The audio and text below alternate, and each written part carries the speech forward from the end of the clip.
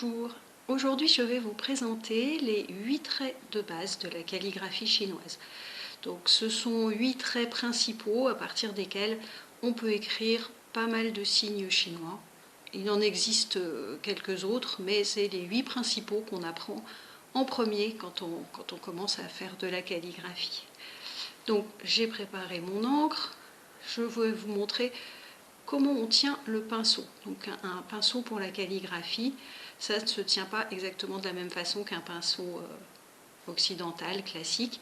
Donc le pinceau, on le tient, on pose l'index et le majeur d'un côté et le pouce de l'autre. Et puis éventuellement, l'annulaire va servir à repousser, il va passer derrière pour repousser le pinceau vers l'avant. Donc le premier signe qu'on va voir, c'est le point.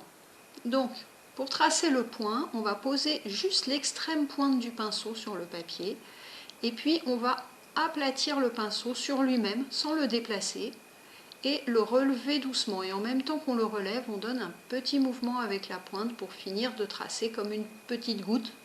Voilà, bien arrondi en bas. Donc ça, c'est le point.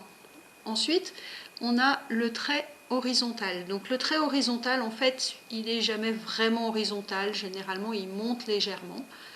Donc, pour le tracer, on va commencer par poser la pointe du pinceau. On remonte un petit peu pour donner un angle comme ça. Et puis, on aplatit un petit peu le pinceau et on le tire en montant légèrement. Et quand on va arriver au bout, on va, de la même façon que pour le point, retracer avec un petit mouvement vers l'arrière pour avoir en fait un trait qui est bien fini aux deux extrémités. Le troisième trait qu'on va voir, c'est le trait vertical. Donc le trait vertical, c'est un peu la même technique que le trait horizontal. On pose le pinceau en montant un petit peu, on l'aplatit sur lui-même et on tire vers le bas. Et quand on va arriver en bas, de la même façon, on va refaire un petit mouvement qui remonte pour bien finir le trait. Ensuite, on va voir le trait descendant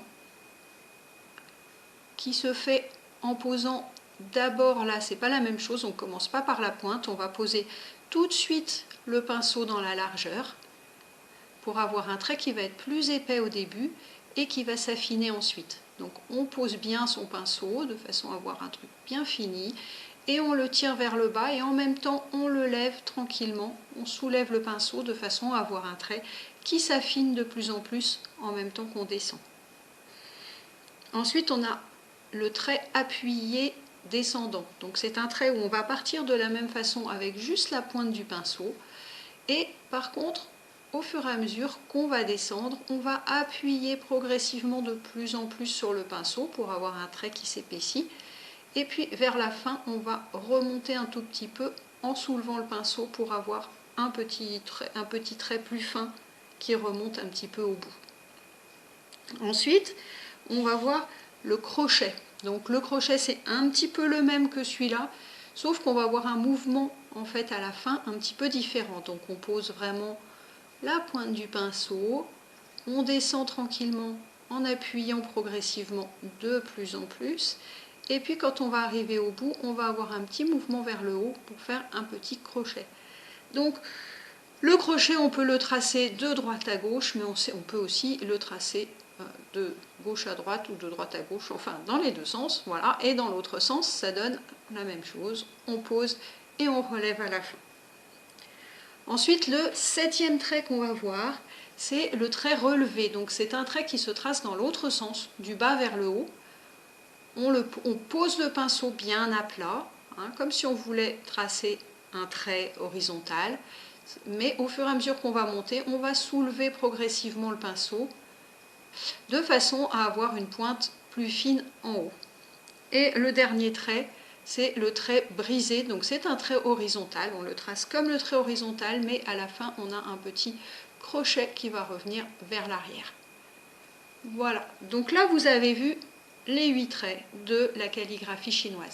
Alors pour utiliser ces 8 traits, on va tracer le signe Yong, qui signifie l'éternité, qui est souvent le signe qu'on apprend au départ quand on fait de la calligraphie.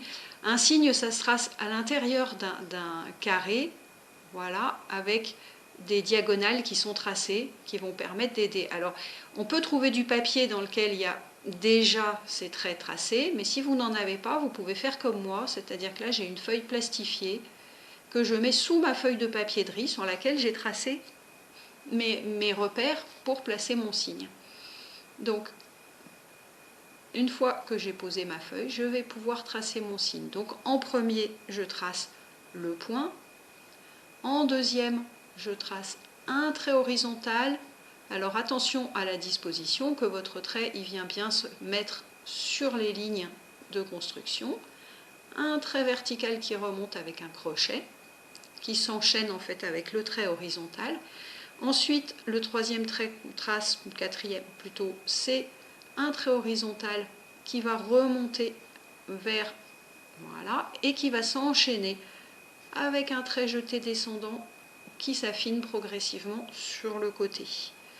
Ensuite, on a un autre trait jeté qui part sur la diagonale et qui va venir vers notre signe, vers le trait vertical, en s'affinant progressivement. Et puis on va l'enchaîner avec un trait appuyé descendant, donc qui descend, il grossit petit à petit et il se termine par une petite pointe. Voilà, mon signe est terminé. Alors, je ne vous cache pas qu'il faut quand même pas mal d'entraînement avant d'arriver à bien tracer les caractères chinois et donc déjà bien travailler les traits un par un, séparément, jusqu'à les maîtriser chacun avant de se lancer dans l'écriture. Et puis, ben voilà, à vous de jouer. J'espère que cette vidéo vous a intéressé. N'hésitez pas à vous abonner à ma chaîne, à me mettre un petit commentaire et puis on se retrouve bientôt pour une nouvelle vidéo. Au revoir!